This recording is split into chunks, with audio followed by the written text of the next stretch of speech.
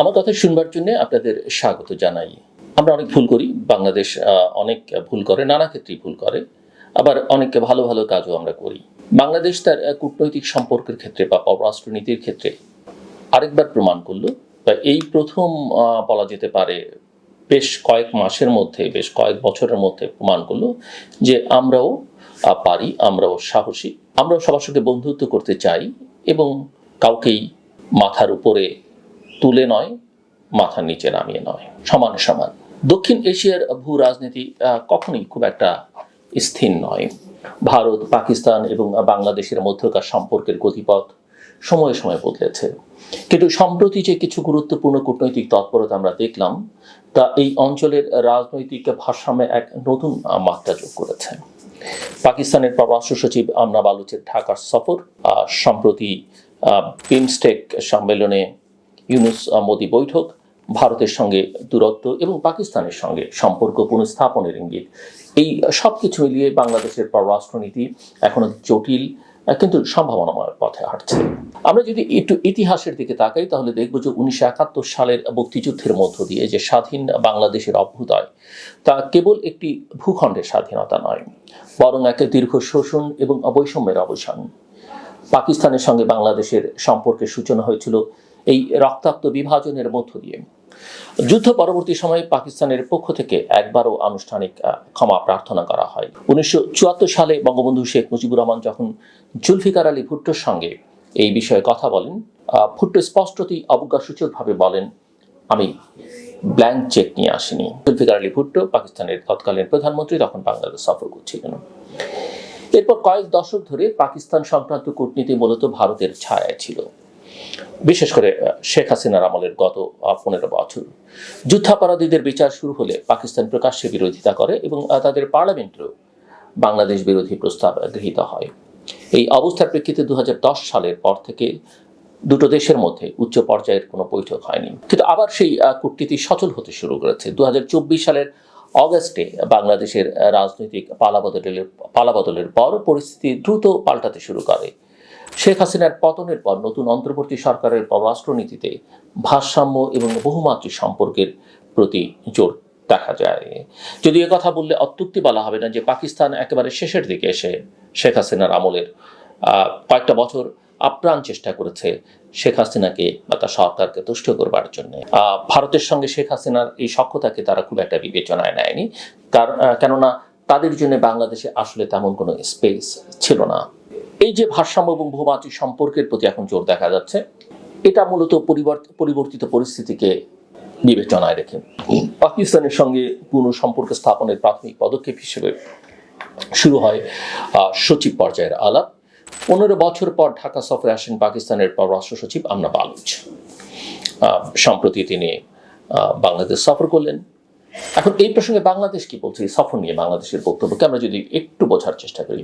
বৈঠকে বাংলাদেশের পররাষ্ট্র সচিব জসিমউদ্দিন যে 3টে দাবি উত্থাপন করেছেন, তা একদিকে ইতিহাসের প্রতি দায়বদ্ধতা, অন্যদিকে একটি আত্মবিশ্বাসী রাষ্ট্রের ভাষ্য। প্রথম যেটি চাওয়া বাংলাদেশের দিক থেকে, 1971 সালের গণহত্যার জন্য পাকিস্তানকে আনুষ্ঠানিকভাবে ক্ষমা প্রার্থনা করতে হবে। দ্বিতীয় দাবি বাংলাদেশের অবিভক্ত পাকিস্তানের সম্পদের অংশ হিসেবে $4.32 বিলিয়ন ফেরত দিতে হবে। এবং তৃতীয় দাবি বাংলাদেশের দিকে থেকে বাংলাদেশে আটকে থাকা প্রায় 3,25,000 পাকিস্তানিকে ফিরিয়ে নিতে হবে।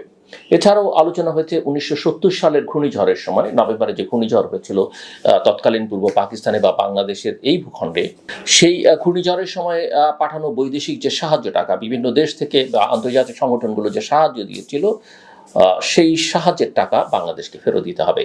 এবং সেই টাকা সেই সময় আসলে সেই সাহায্যের সদ্ব্যবহার এই ঘূর্ণিঝড় আক্রান্ত মানুষদের জন্য পাকিস্তানি শাসক গোষ্ঠী, বিশেষ করে পশ্চিম পাকিস্তানিরা সেই সময় করেনি। এবং দুটো দেশের মধ্যে বাংলাদেশের দিক থেকে চাওয়া যে দুটো দেশের মধ্যে সরাসরি বাণিজ্য, কৃষি, কানেক্টিভিটি এবং সাংস্কৃতিক বিনিময়ে বৃদ্ধি নিয়ে। এখন পাকিস্তানের প্রতিক্রিয়া কি? পাকিস্তান বৈঠক শেষে একটি প্রেস বিজ্ঞপ্তি প্রকাশ করে, যেটি সব দেশই সবসময় করে, যেখানে সম্পর্ক পুনরুজ্জীবনের কথা বলা হলেও বাংলাদেশের উত্থাপিত 3টি মূল দাবি সম্পর্কে একটি শব্দ নেই। এই নীরবতা দুদেশের দৃষ্টিভঙ্গির যে ফারাক, সেটাকে স্পষ্ট করে। পাকিস্তান ভবিষ্যতের দিকে তাকাতে চায়, কিন্তু বাংলাদেশ অতীতকে স্বীকার করবার মাধ্যমে ভবিষ্যৎ নির্মাণ করতে চায়। এবং এটা বাংলাদেশের দীর্ঘদিনের আকাঙ্ক্ষা, চাওয়া। এটি নিয়ে আগেও কথাবার্তা হয়েছে, লেখালেখি হয়েছে, কিন্তু সেই অর্থে কোনো সমাধান হয়নি। এবং পাকিস্তানের দিক থেকে আমরা কখনোই এই বিষয়ে কোনো আগ্রহ দেখিনি। আমরা যদি একটু অর্থনীতিকে বাস্তবতাটাকে বিবেচনায় নিই, তাহলে দেখব যে বাংলাদেশের দাবি যে $4.32 বিলিয়ন, পাকিস্তানের বর্তমান বৈদেশিক মুদ্রার রিজার্ভ মাত্র $15.75 বিলিয়ন। অর্থাৎ দাবি মেটাতে হলে তাদের 1/4 রিজার্ভ খরচ করতে হবে। এই অবস্থায় তাদের জন্য দাবিগুলো মানা শুধু রাজনৈতিকভাবে নয়, আর্থিকভাবেও চাপের। ভারতের দৃষ্টিভঙ্গি কি? এই যে বাংলাদেশ পাকিস্তান পররাষ্ট্র সচিব পর্যায়ে বৈঠক হয়ে গেল, বাংলাদেশ কিছু বক্তব্য হাজির করলো, পাকিস্তানের প্রতিক্রিয়া আমরা দেখলাম। ভারতের দৃষ্টিভঙ্গি কি এখানে?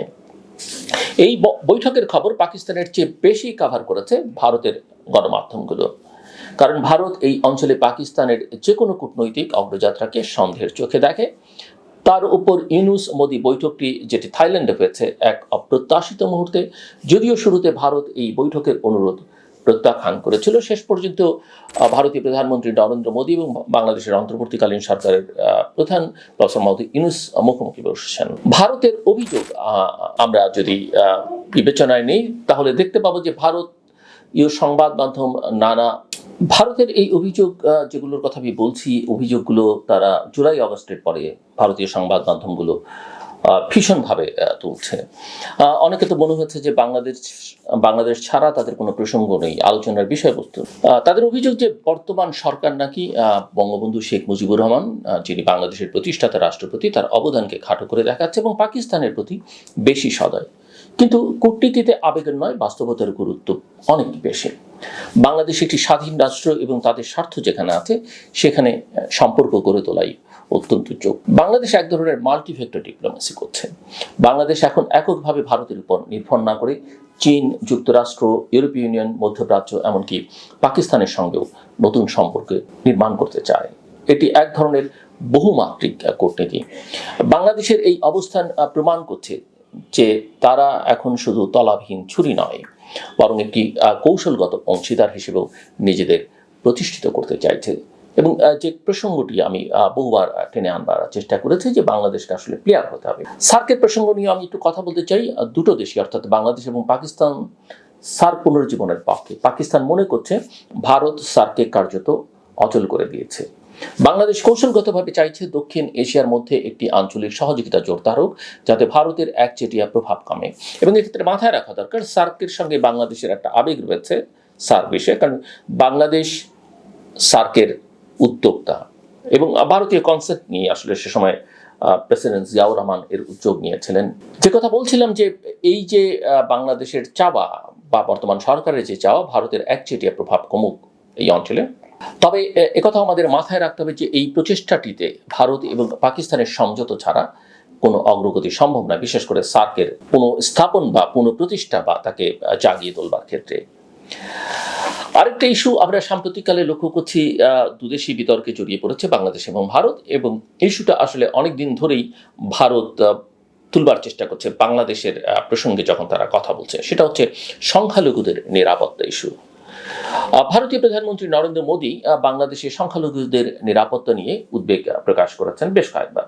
তার জবাবে প্রফেসর মোহাম্মদ ইউনূস ভারতের মুসলমানদের পরিস্থিতি নিয়ে কথা বলেননি, কিন্তু বাংলাদেশি নাগরিকদের মনে প্রশ্ন জেগেছে। ভারতের হিন্দুদের জন্য উদ্বেগ প্রকাশ করতে পারেন মোদী, কিন্তু ভারতের মুসলমানদের জন্য বাংলাদেশের যদি উদ্বিগ্ন হয়, সেটা কি বেআইনি? সাম্প্রতিক একটা প্রতিবেদন অনুযায়ী USCIRF এর তালিকায় ভারতকে বিশেষভাবে উদ্বেগজনক, কোট আনকোট, বিশেষভাবে উদ্বেগজনক দেশে রাখা হয়েছে। ওয়াকফ সম্পত্তি আইন পরিবর্তন, ধর্মীয় উগ্রবাদ এবং মুসলিম বিরোধী প্রচার সেখানে উদ্বেগজনকভাবে বেড়েছে। পাকিস্তানের পররাষ্ট্র সচিব আমনা বালুচের ঢাকা সফর এবং প্রফেসর মোহাম্মদ ইউনূস এবং নরেন্দ্র মোদীর বৈঠক থাইল্যান্ডে যেটা হলো, এই দুটো ঘটনাই স্পষ্টভাবে দেখিয়েছে যে বাংলাদেশ এখন আর কারো অনুগামী নয়। তারা কৌশলগত স্বার্থ, জাতীয় গৌরব এবং বহুমাত্রিক দৃষ্টিভঙ্গির সমন্বয়ে একটি নতুন পররাষ্ট্রনীতি গড়ে তুলছে। বাংলাদেশের বার্তা একটাই, আমরাও পারি। এই বার্তা শুধু পাকিস্তান বা ভারত নয়, বিশ্বের প্রতিটি অংশীদার রাষ্ট্রের জন্য প্রযোজ্য। আমার কথা শুনবার জন্যে আপনাদের ধন্যবাদ। তার আগে একটাই অনুরোধ আপনাদের কাছে, আসুন আমরা সবাই মিলে আমাদের দেশটাকে ভালোবাসি এবং বিশ্বটাকেও ভালোবাসি।